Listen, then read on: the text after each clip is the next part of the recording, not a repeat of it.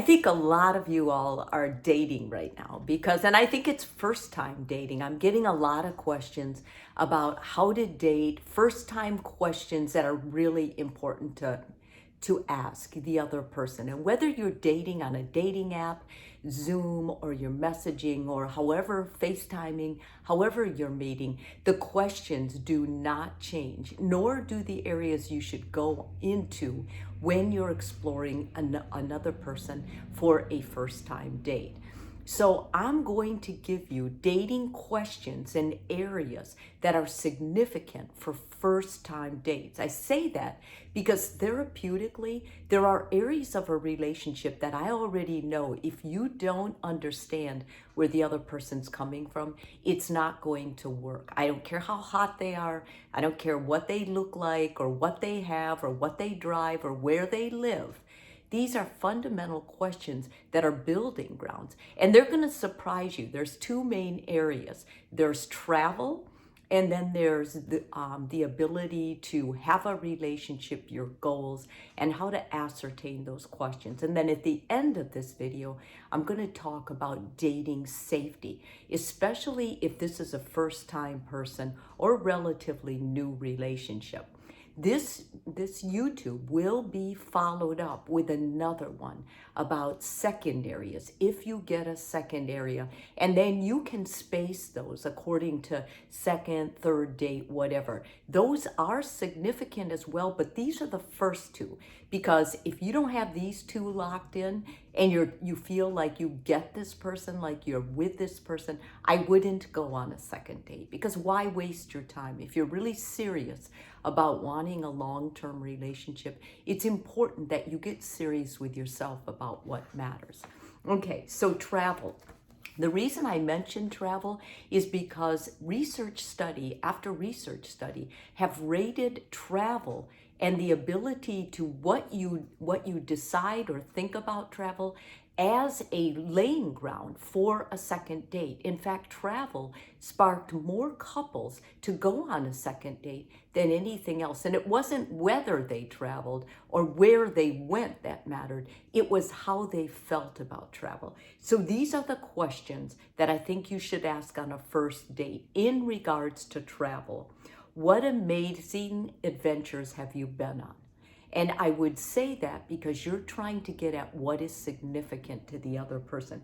What is the best vacation you've ever been on? Once again, it's not about where you go. You're looking for deeper stuff. Where is a place you have always wanted to go but have never been? Once you feel it's safe to travel again, where is the first place you will go?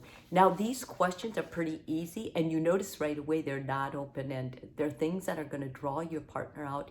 It's an easy topic, and most people are not afraid to talk about it. So it's fun. But I would really take it seriously if I was dating the person or thinking about dating the person, because those areas are going to be significant. The next area is the most important, and that's goals and priorities of a relationship. Once again, if you don't align on these, then don't waste your time on a second date, because I don't care what they look like. I think this is the guts of the kind of relationship you're going to have with another person. What are you looking for in a relationship? And if they give you something vague, go deeper. You want to know if they're in more than just the physical stuff. What are your thoughts on monogamy? Once again, very important. You're not trying to pin them down or make them feel inadequate. You want to know, and you have a right to know. Do you see yourself getting married? I think that's really important. If divorced, how did you like being married? Very important. And how long have you been single?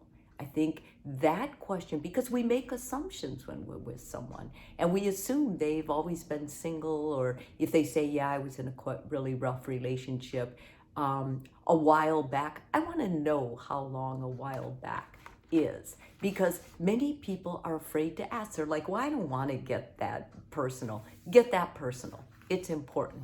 Okay, once again, I'm a therapist and I'm pretending I'm dating for the first time. These are the do's and don'ts. Don't ignore red flags. When someone says makes your gut turn or you're interested, just jot it down. And you can follow it up later. But mostly, if something turns my gut off, I'm not going to go back again. And you probably shouldn't either.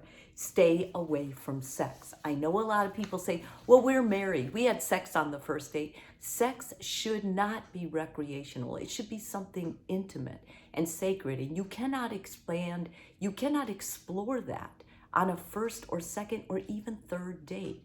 It's showing the other person your value of sex. So later, if someone has infidelity and you're really upset, you have to go back to the idea, because they are too. They're going to go back to the idea, and they may even remind you. But sex, you were willing to have sex on the first or second date. I don't know why this is such a big deal to you. And they will say that. So keep it a big deal to you. Prioritize it and keep it sacred. Don't talk about money. Remember, this is a first, second date, whatever.